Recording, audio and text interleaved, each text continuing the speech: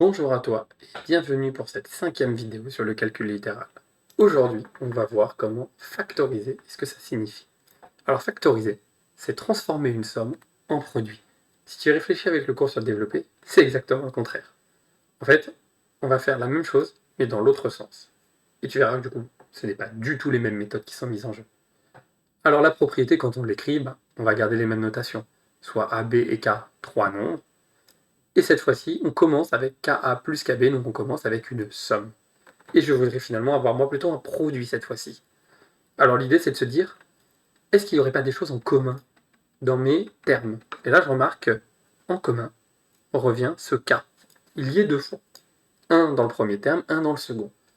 Alors là j'ai l'idée de me dire, finalement, je vais le factoriser. Je vais donc le remettre à l'avant. Et ce nombre K, finalement, il multipliait qui? Il multipliait mon A. Donc mon nombre K multiplie le nombre A.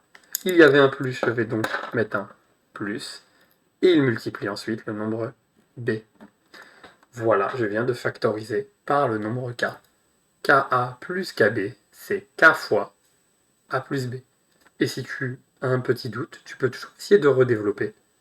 K fois A, KA, K fois B, KB. On retrouve bien le résultat, donc on a bien l'égalité. Donc factoriser, c'est dans l'autre sens. Alors dans les faits, je te donne un petit exemple pour voir un petit peu comment ça va se passer. Puisqu'il y aura quelques petites techniques à connaître. Alors, commençons avec un premier exemple, un exemple relativement simple. Faisons 7a plus 7b, et je veux factoriser. On reconnaît assez rapidement que les termes en commun, ce sont les 7. Et donc on va dire que c'est 7 fois. Je remets les 7 donc devant. Qu'est-ce qu'il me reste? Il me reste le A tout seul, plus le B. Et je viens de factoriser. Je te propose maintenant un deuxième exemple qui va te montrer un petit peu les subtilités. Imaginons cette fois-ci qu'on n'a pas 7A plus 7B, mais qu'on a 14A plus 21B. Et là, un de tes premiers réflexes, c'est de dire, il n'y a rien en commun. 14A plus 21B, je n'ai aucun moyen de factoriser. Effectivement, écrit comme ça, on ne le voit pas. Il y a une petite astuce, ça va être de décomposer. Il va falloir écrire autrement les nombres. En y réfléchissant, on se dit 14 et 21, ils sont tous les deux dans la table de 7. Donc on a très envie de faire apparaître cette table de 7 pour factoriser à nouveau. 14, si tu connais tes tables, tu sais que c'est 2 fois 7. Donc 14A, c'est 2 fois 7, fois A. Plus, et finalement ici 21B, c'est 3 fois 7.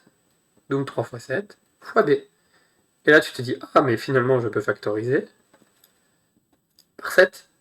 Et c'est exactement ce qu'on va faire. On va remettre le 7 devant.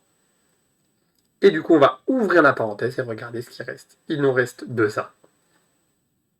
Il y a un signe plus, 3B. Et je viens de factoriser. Donc, quand tu vas factoriser, tu vas devoir des fois essayer de décomposer pour faire apparaître les bons nombres. Donc il y a un petit peu d'astuce, il faudra t'entraîner un peu pour avoir cette méthode.